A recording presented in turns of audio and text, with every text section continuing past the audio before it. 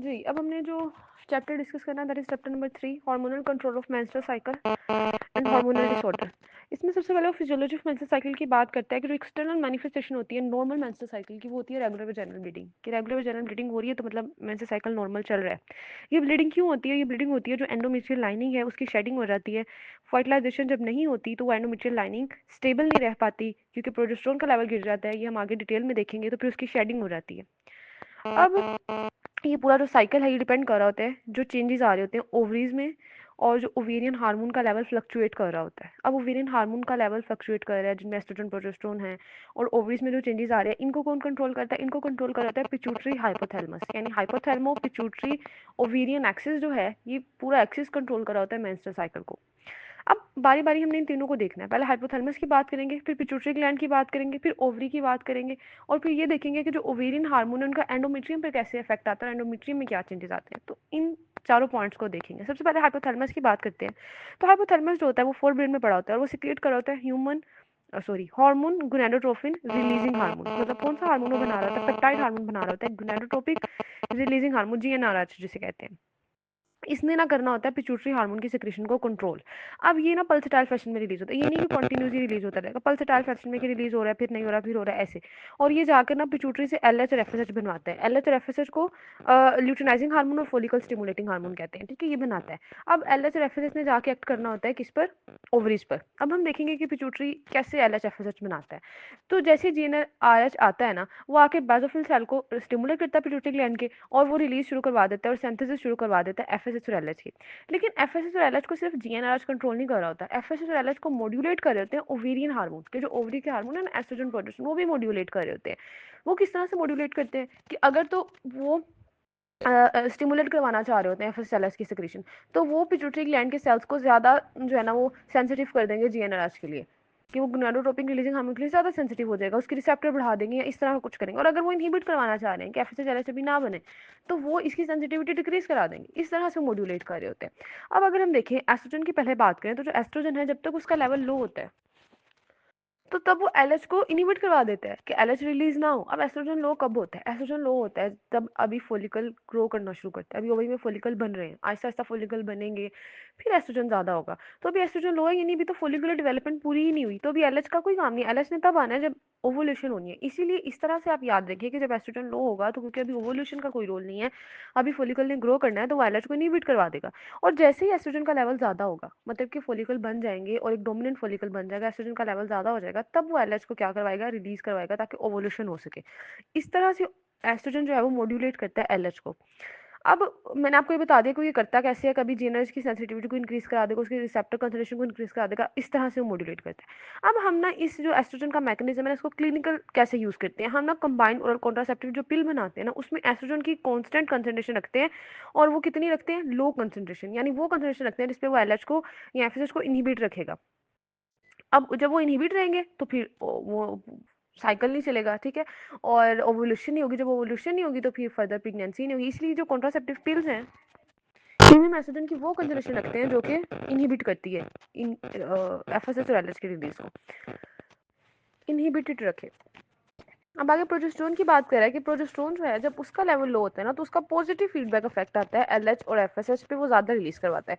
इस तरह इसमें याद रखिए कि जो प्रोजेस्टेरोन है ना वो लो कब होगा? वो लो तब होगा जब अभी सिर्फ फॉलिकल्स डेवलप हुए हैं, ठीक है।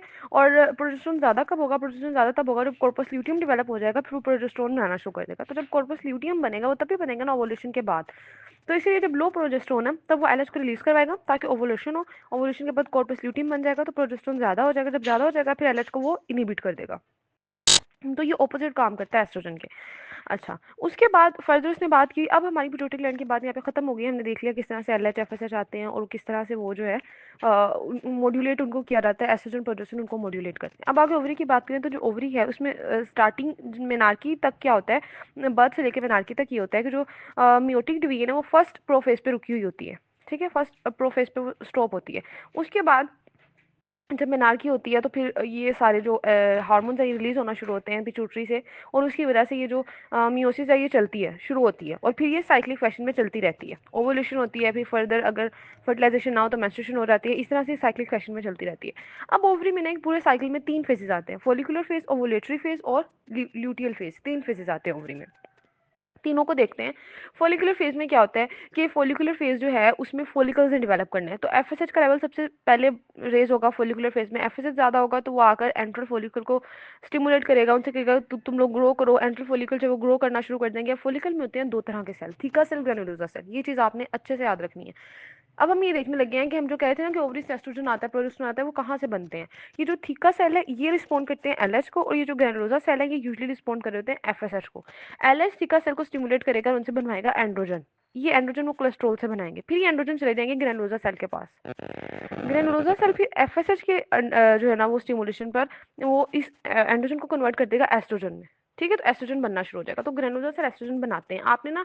आपने वैसे एमरी में पढ़े होंगे ये ग्रेनुलोसा सेल और थीका सेल, लेकिन आपने इनकी गूगल पे इमेज देखनी है जिससे आपको समझ आ जाएगा कि कहाँ पर इनकी पोजीशन होती है। ग्रेनुलोसा सेल अंदर वाली साइड पे होते हैं, थीका सेल बाहर होते हैं। ठीक है, अच्छा, अब जो है ना वो एस्ट्रोजन बनना शुरू हो गया। अब मैंने कहा था कि जब एस्ट्रोजन कम होता है तो ये इनहिबिट नहीं करता। अभी एफएसएच एस्ट्रोजन कम है तो अभी एफएसएच जो एलएच आते रहेंगे और वो फॉलिकल को ग्रो करवाएंगे। फिर आहिस्ता आहिस्ता फॉलिकल ग्रो कर रहे हैं, एस्ट्रोजन की सिक्रेशन बढ़ती जा रही है। जब वो इतनी बढ़ गई है कि वो नेगेटिव फीडबैक जनरेट कर दे तो फिर वो एफएसएच को डिक्रीज कर देगा। अब वो कहेगा कि एफएसएच ना आए। अब एफएसएच जो है ना वो बिल्कुल खत्म नहीं होगा लेकिन डिक्रीज हो जाएगा। अब होगा कि पहले जो है ना वो ज्यादा follicle, let's suppose 10 follicle grow कर रहे थे, क्योंकि एफएसएच ने आके ज्यादा फॉलिकल को ग्रो करवाया था, उसने सिर्फ एक को नहीं करवाना, उसने ज्यादा को करवाया। अब 10 फॉलिकल ग्रो कर रहे थे, फिर एस्ट्रोजन ज्यादा बना तो उन्होंने एफएसएच को डिक्रीज करा दिया। जब एफएसएच डिक्रीज हुआ ना तो अब इन 10 में से सिर्फ वही फॉलिकल सर्वाइव कर पाएगा जो सबसे ज्यादा एफिशिएंट है, जो है वो सबसे ज्यादा जिसके पास रिसेप्टर्स हैं। अब जो थोड़ा बहुत एफएसएच आ रहा है ना उस वो वही फॉलिकल पे एक्ट कर सकेगा जिस फॉलिकल पे ज्यादा रिसेप्टर है, जो ज्यादा एफिशिएंट है, जिसके पास ज्यादा एरोमेटाइजेशन है। ठीक है, अब इस तरह से जो है ना वो एक फॉलिकल की सिलेक्शन हो जाएगी। जो बाकी हैं सारे वो ट्रीजिया हो जाएगा, उनकी डेथ हो जाएगी, और एक ही फॉलिकल ग्रो करेगा जो कि थोड़े बहुत एफएसएच पे ग्रो करे क्योंकि उसके पास ज्यादा रिसेप्टर है, वो ज्यादा एफिशिएंट है, तो उसको कहते हैं डोमिनेंट फॉलिकल। जैसे ना सर्वाइवल ऑफ द फिटेस्ट, तो ये सर्वाइव करेगा, इसको कहते हैं डोमिनेंट फॉलिकल। अच्छा, अब इसमें ना कुछ और भी थोड़ा autocrine paracrine mediator role play करते हैं एस्ट्रोजन के अलावा। उनमें इनहिबिन है, एक्टिविन है, इंसुलिन लाइक ग्रोथ फैक्टर है। इनहिबिन और एक्टिविन की बात करें तो ये ग्रेनुलोसा सेल से ही बन रहे होते हैं। इनहिबिन जो होता है ये क्या करता है, एफएसएच की रिलीज को डाउन रेगुलेट करता है, एफएसएच को कम करवाता है। जैसे एस्ट्रोजन ने एफएसएच को कम करवाना था वैसे ये भी उसको डाउन रेगुलेट करवा रहा होता है।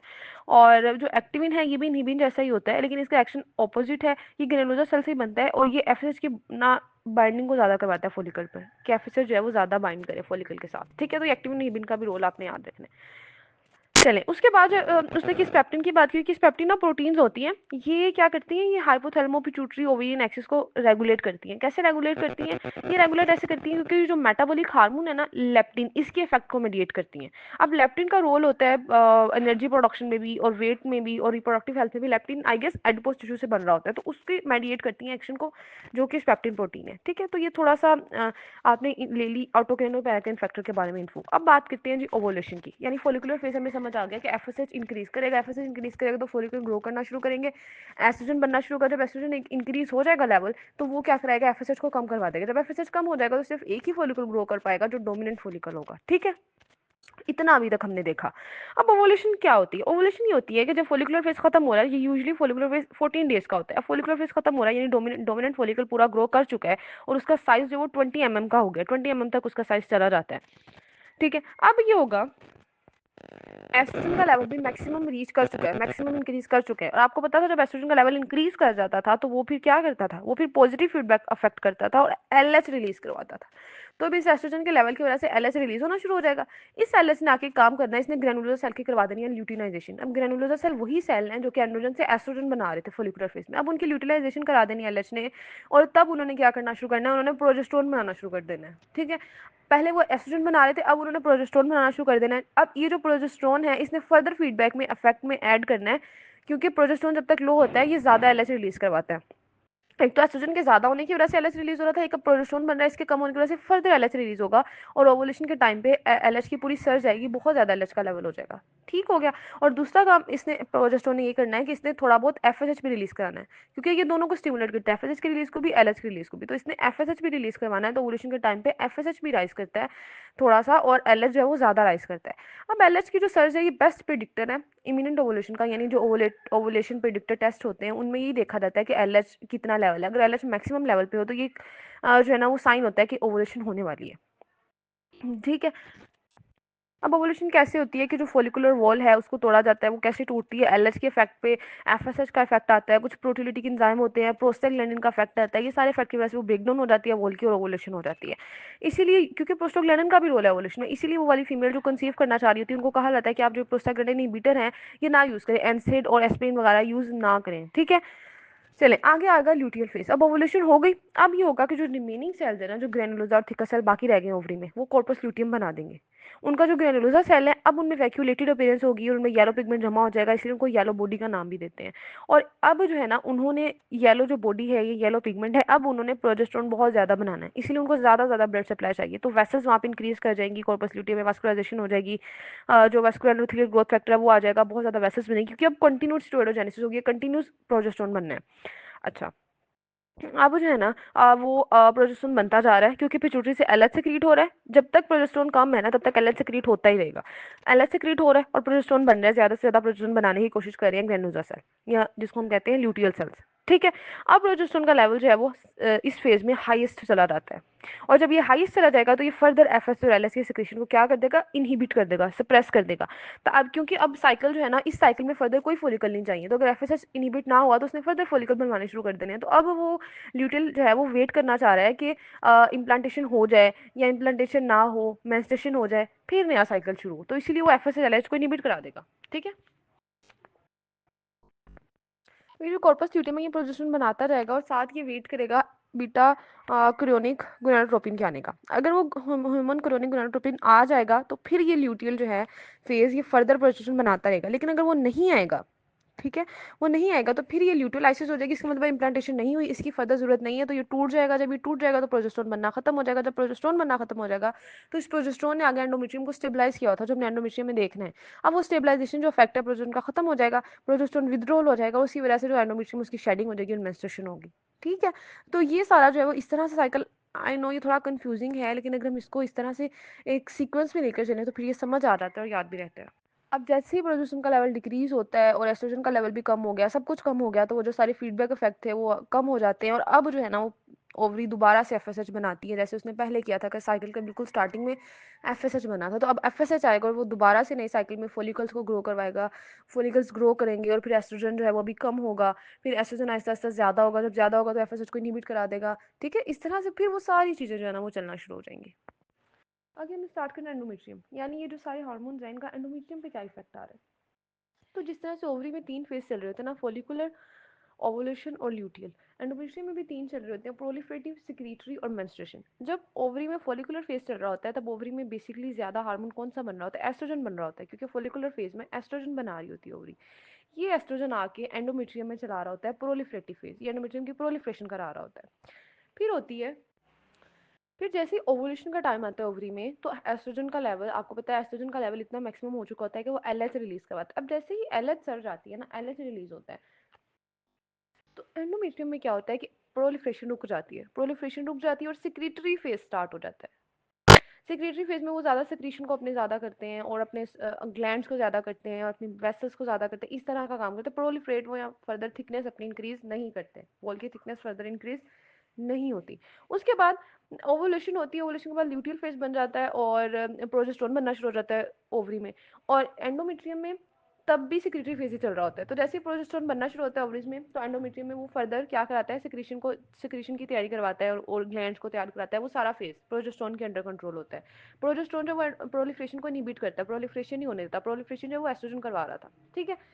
उसके बाद क्या होगा, कि वो सेक्रेटरी फेज चल रहा था, प्रोजेस्टेरोन ने स्टेबलाइज किया हुआ था एंडोमेट्रियम को, प्रोजेस्टेरोन स्टेबलाइज कर रहा था। लेकिन फिर हमने देखा था कि ओवरीज में जब बीटा एचसीजी नहीं जाता, क्योंकि इम्प्लांटेशन नहीं हुई तो फिर बीटा एचसीजी नहीं बनेगा, बीटा एचसीजी नहीं जाता तो कॉर्पस ल्यूटियम खत्म हो जाता है, डिस्ट्रक्ट हो जाता है। जब कॉर्पस ल्यूटियम खत्म हो जाता है तो वो जो प्रोजेस्टेरोन आ रहा था ओवरी से और यहाँ पर एंडोमेट्रियम में सेक्रेटरी फेज चला रहा था, वो तो खत्म हो जाएगा, अब तो प्रोजेस्टेरोन आएगा ही नहीं, प्रोजेस्टेरोन विड्रॉल हो जाएगा। जब प्रोजेस्टेरोन विड्रॉल हो जाएगा तो फिर क्या होगा, फिर यहाँ पर जितनी भी वॉल थी उसकी चाहे प्रोलिफरेशन हुई थी, चाहे टॉर्चरस ग्लैंड थे, चाहे जो भी था, वो सारी शेडिंग हो जाएगी और मेंस्ट्रुएशन का फेज स्टार्ट होगा। तो ये चीजें जो है वो इस तरह सीक्वेंस में चलती हैं एंडोमेट्रियम में। अब मेन हमने कॉन्सेप्ट तो ले लिया, इनको एक दफा बस अब रीड कर लेते हैं। प्रोलिफरेटिव फेज की वो बात करते हैं कि प्रोलिफरेटिव फेज में क्या होता है कि जो एंडोमेट्रियम है वो प्रोलिफरेटिव फेज में एंटर करती है मेंस्ट्रुएशन के बाद, यानी पिछले साइकिल की मेंस्ट्रुएशन हुई, अगला साइकिल शुरू हुआ तो प्रोलिफरेटिव फेज शुरू हो गया। इसमें ग्लैंडुलर और स्ट्रोमा जो है उनकी ग्रोथ होना शुरू हो जाती है, उनकी थिकनेस इंक्रीज होना शुरू हो जाती है।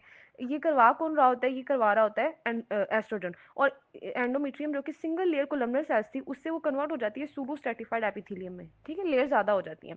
और एंडोमेट्रियल की जो थिकनेस है वो 0.5 mm से लेकर 3.5 से 5 mm तक चली जाती है। तो ये एमसीक्यू पॉइंट है कि प्रोलिफरेटिव फेज में वो इतना प्रोलिफरेट करती है कि उसकी थिकनेस 3.5 से 5 mm at the end of proliferative phase तक हो जाती है। अब आना है सिक्रेटरी फेज। मैंने कहा सिक्रेटरी फेज कब आना है, जब एलएच रिलीज हो जाना है। जब एलएच रिलीज हो जाना है इस फेज में फिर क्या होगा कि प्रोलिफरेशन रुक जाएगी और एंडोमेट्रियल जो ग्लैंड है ना उनकी सिक्रेटरी एक्टिविटी ज्यादा होगी। अब ग्लैंड को प्रिपेयर करना है, थिकनेस इंक्रीज करनी है, ग्लैंड को प्रिपेयर करना है। ग्लैंड जो है वो टॉर्चरस हो जाएंगे, उनमें जो स्पाइरल आर्टरी है वो ग्रो करेंगी और फ्लूइड सिक्रीट होगा ग्लैंडुलर सेल्स में, और ल्यूमन में भी फ्लूइड सिक्रीट होना शुरू हो जाएगा। ठीक है, उसके बाद क्या होगा कि उधर ओवरी में क्या होगा, ओवुलेशन हो जाएगी, क्योंकि एलएच आ गया था, ओवुलेशन होगी तो फिर कॉर्पस ल्यूटियम बन जाएगा, कॉर्पस ल्यूटियम बनेगा तो प्रोजेस्टेरोन बनना शुरू कर देगा। वो प्रोजेस्टेरोन आकर एंडोमेट्रियम में फर्दर सिक्रेटरी फेज को चलाएगा। प्रोजेस्टेरोन जो है वो इंड्यूस करेगा, टेम्परेरी लेयर एक बना देगा जिसको डेसिडुआ कहते हैं। ये इंपॉर्टेंट पॉइंट है कि डेसिडुआ बनती है सिक्रेटरी फेज में। कौन बनवाता है, प्रोजेस्टेरोन बनाता है। डेसिडुआ आके बनवा देगा वो एंडोमेट्रियम में। और जो स्ट्रोमल सेल है उनकी माइटोटिक एक्टिविटी इंक्रीज हो जाएगी, वो जो है ना वो अपनी न्यूक्लियस इनलार्जमेंट कर लेंगे और बेसमेंट मेम्ब्रेन जनरेट करना शुरू कर देंगे। ये सारी चेंजेस आना शुरू हो जाते हैं, ठीक है, और डेसिडुआ बन जाती है। उसके बाद क्या होगा कि प्रोजेस्टेरोन एंडोमेट्रियम को प्रिपेयर करेगा कि उसने जो है ना अब इम्प्लांट करवाना है जाइगोट को, क्योंकि वो तो पूरी तैयारी कर रहे हैं ना कि अभी एम्ब्रियो आएगा उसकी इम्प्लांटेशन होनी है। तो वो एंडोमेट्रियम पे ना प्रोजेक्शन ही बनवा देगा। उन प्रोजेक्शन को कहते हैं पाइनोपोड। ये प्रोजेक्शन बन जाएंगी 21 से 22 डेज पे बनती हैं, ठीक है। और ये ना एंडोमेट्रियम को रिसेप्टिव बना रहे हैं एम्ब्रियो की इम्प्लांटेशन के लिए। ये सब कुछ चल रहा होगा सिक्रेटरी फेज में। तो सिक्रेटरी फेज का मेन हार्मोन कौन था, प्रोजेस्टेरोन। और प्रोलिफरेटिव फेज का मेन हार्मोन कौन था, एस्ट्रोजन। ये एमसीक्यू पॉइंट है और ये चीजें आपने याद रखनी है। अब मेंस्ट्रुएशन आई। मेंस्ट्रुएशन में क्या होगा कि ये 1 डे है जब शेडिंग होनी है, क्योंकि प्रोजेस्टेरोन आना बंद हो गया, प्रोजेस्टेरोन विड्रॉल हो गया। जब प्रोजेस्टेरोन विड्रॉल हो गया तो जो डेसिडुआ बनी हुई थी या जो भी उसकी सिक्रीशन की तैयारी हो रही थी वो सारी खत्म हो जाएगी और एंडोमेट्रियल की शेडिंग हो जाएगी, ठीक है। अब आगे वो ना बात करते हैं कि जो इमीडिएटली प्रायर टू मेंस्ट्रुएशन जो है ना वो 3 डिस्टिंक्ट लेयर आप एंडोमेट्रियम की बना सकते हो। एक बेसिलस होती है, एक स्ट्रेटम स्पोंजियोसम होती है, एक स्ट्रेटम कॉम्पैक्टम होती है। जो बेसिलस है ना वो लोअर है, सबसे नीचे पड़ी हुई है, 25% एंडोमेट्रियम के ना ये बना रही है बेसिलस। तो ये थ्रोट मेंस्ट्रुएशन रहेगी, इसकी शेडिंग नहीं होती। अगर इसकी शेडिंग हो जाए तो फिर दोबारा से एंडोमेट्रियम जो है ना वो प्रोलिफरेट नहीं कर पाती, ये बची रहती है। ऊपर वाली लेयर शेडिंग हो जाती है, फिर अगले साइकिल में ये बेसिलस दोबारा से प्रोलिफरेशन करवा के बाकी लेयर जनरेट कर लेती है। इस तरह से होता है। अब जो स्टेटम स्पोंजियोसम है ये मिड में पड़ी होती है, यानी सबसे नीचे बेसिलस थी, मिड में स्पोंजियोसम और सबसे ऊपर सुपरफिशियल लेयर होती है स्ट्रेटम कम्पैक्टम। जो डेसिडुआ लेयर बनी थी वो भी कम्पैक्टम में होती है। अब प्रोजेस्टेरोन फॉल कर गया, प्रोजेस्टेरोन फॉल करेगा तो क्या चेंजेस आएंगे, टिश्यू फ्लूइड लॉस होना शुरू हो जाएगा, वैसोकंस्ट्रिक्शन हो जाएगी स्पाइरल आर्टरीज को, क्योंकि स्पाइरल आर्टरीज को वही जो था ना वो ग्रो करवा रहा था और डायलेट करवा रहा था, जो प्रोजेस्टेरोन था वो अब कंस्ट्रिक्ट कर जाएंगे और डिस्टल इस्कीमिया शुरू हो जाएगा ताकि वहाँ पे शेडिंग हो। अब अपर लेयर्स की ब्रेकडाउन होना शुरू हो जाएगी, वो टूटना शुरू हो जाएंगी और साथ ही जो थोड़े बहुत आर्टरील के फ्रेगमेंट रहेंगे वहाँ से ब्लीडिंग शुरू हो जाएगी और इसको कहते हैं मेंस्ट्रुअल ब्लीडिंग। फिर 5 से 10 दिन के ड्यूरेशन तक ये ब्लीडिंग चल सकती है, वेरी करती है। उसके बाद आर्टरियल वैसोकंस्ट्रिक्ट कर जाएंगे, वो जो आर्टरियल ब्लीड कर रहे थे उनकी कॉन्स्ट्रिक्शन होना शुरू हो जाएगी, एंडोमेट्रियम रीजनरेट होना शुरू हो जाएगी और जो है ना ब्लीडिंग रुक जाएगी। अब बाकी भी अगर कहीं ब्लीडिंग हो रही होती है बॉडी में तो उसके बाद जब हीमोस्टेसिस होता है तो उसमें तो इतना क्लॉट बन जाता है इसलिए ब्लीडिंग रुक गई। वो कह रहे हैं यूट्रस में ऐसा नहीं होता, एंडोमेट्रियम में ऐसा नहीं होता। इसका जो है ना वो मैकेनिज्म डिफरेंट है, इसमें क्लॉट नहीं बनता, ना इसमें फाइब्रोसिस होती है, इसमें ना वैसोकंस्ट्रिक्शन होती है। अब वो वैसोकंस्ट्रिक्शन करवाते कौन है, वैसोकंस्ट्रिक्शन में कुछ एंडोक्राइन रोल है, कुछ पैराक्राइन मीडिएटर है, जैसे प्रोस्टाग्लैंडिन F2 अल्फा है, एंडोथेलिन 1 है, प्लेटलेट एक्टिवेटिंग फैक्टर है। ये सारे जो वैसोकंस्ट्रिक्टर हैं यहाँ पे वैसोकंस्ट्रिक्शन करवाएंगे एंडोमेट्रियम में। लेकिन अब सिर्फ वैसोकंस्ट्रिक्टर अगर होंगे तो फिर तो मसला हो जाएगा ना, साथ इनका बैलेंस करने के लिए कुछ वैसोडायलेटर भी हैं जिनमें प्रोस्टाग्लैंडिन E2 है, प्रोस्टासाइक्लिन है, नाइट्रोस ऑक्साइड है, ये वैसोडायलेटर है। ये भी एंडोमेट्रियम बना रही होती है। अब उसने आगे एक ना पॉइंट बताया हुआ एनसेड वाला, उसने कहा कि हमने ना ये नोटिस किया है कि जब प्रोजेस्टेरोन विड्रॉल होते हैं ना, जब मेंस्ट्रुएशन शुरू होनी होती है, जब ब्लीडिंग शुरू होनी होती है, तो जैसे प्रोजेस्टेरोन विड्रॉल होता है, कॉर्पस ल्यूटियम खत्म होता है, प्रोजेस्टेरोन विड्रॉल होता है, तो साथ ही ना एंडोमेट्रियम में प्रोस्टाग्लैंडिन की सिंथेसिस बहुत इंक्रीज कर जाती है, प्रोस्टाग्लैंडिन ज़्यादा बनना शुरू होता है और प्रोस्टाग्लैंडिन का मेटाबॉलिज्म डिक्रीज हो जाता है। तो फिर मेंस्ट्रुएशन वगैरह का सारा फेज चलता है। तो इसीलिए अगर किसी को हैवी और पेनफुल पीरियड हो ना, तो उसको एनसेड्स दिए जाते हैं, क्योंकि एनसेड्स जो है ना वो कोक्स इंजाइम को इनहिबिट कर देते हैं, जिसकी वजह से वो प्रोस्टाग्लैंडिन की सिंथेसिस को इनहिबिट कर देते हैं। जब प्रोस्टाग्लैंडिन कम होगा तो ये जो सारा मेंस्ट्रुएशन था इसका इसकी इंटेंसिटी कम हो जाती है। ठीक है, तो ये इस पॉइंट बताया था, ये हमने देख लिया।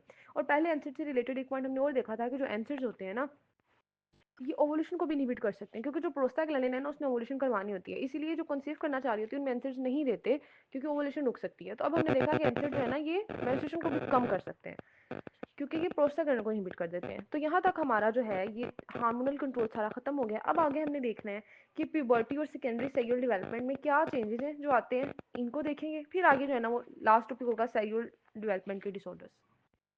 अब वो सबसे पहले नॉर्मल प्यूबर्टी की डेफिनेशन बताता है कि प्यूबर्टी क्या होती है। प्यूबर्टी प्रोसेस होता है रिप्रोडक्टिव और सेक्सुअल डेवलपमेंट का और मैच्योरेशन का। इसमें एक चाइल्ड जो है वो कन्वर्ट हो जाता है, चेंज हो जाता है इनटू एन अडल्ट, क्योंकि उसमें डेवलपमेंट होती है, उसमें रिप्रोडक्टिव डेवलपमेंट होती है, उसमें सेक्सुअल डेवलपमेंट होती है, सेकेंडरी सेक्सुअल कैरेक्टरिस्टिक्स आती हैं, उसमें मैच्योरेशन होती है।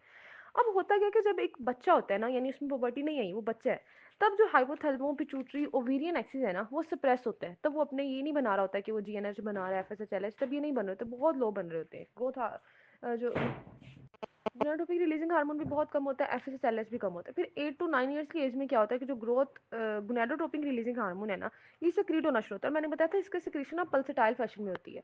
फिर ये सिक्रीट होना शुरू होता है, शुरू शुरू में ये सिर्फ रात के टाइम सिक्रीट हो रहा होता है, फिर आहिस्ता आहिस्ता ये दिन के टाइम भी सिक्रीट होना शुरू हो जाता है। जब ये सिक्रीट हो रहा है तो ये एफएसएचएलएच की सिक्रीशन को स्टिमुलेट करना शुरू कर देगा पिट्यूटरी से।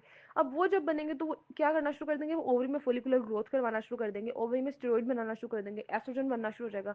यही जो एस्ट्रोजन है ये फर्दर जो करैक्टरिस्टिक आनी है पुबर्टी पे वो वाली बना देगा। ठीक है, चेंजेस जो आने हैं वो वाले बना देगा। तो ये थोड़ा बहुत मैकेनिज्म हमें समझ आया कि इस तरह से जो चीज़ें चलती हैं। एग्जैक्ट मैकेनिज्म अभी भी अननोन है, बट ये उन्होंने सपोज किया मैकेनिज्म। ठीक है, इसमें और भी बहुत सारे फैक्टर्स आएंगे, सिर्फ यही नहीं है कि एज का ही फैक्टर नहीं आएगा इसमें, जो है ना वो और भी बहुत सारे फैक्टर आते हैं। रेस का आता है, हेरिडिटरी का आता है, बॉडी वेट का आता है, एक्सरसाइज का आता है। ये सारी चीज़ें भी वो ना एज कंट्रोल कर रही होती हैं जिस एज पे पुबर्टी होगी। ठीक है, अच्छा उसके बाद ना फिजिकल चेंजेस आएंगे कौन से,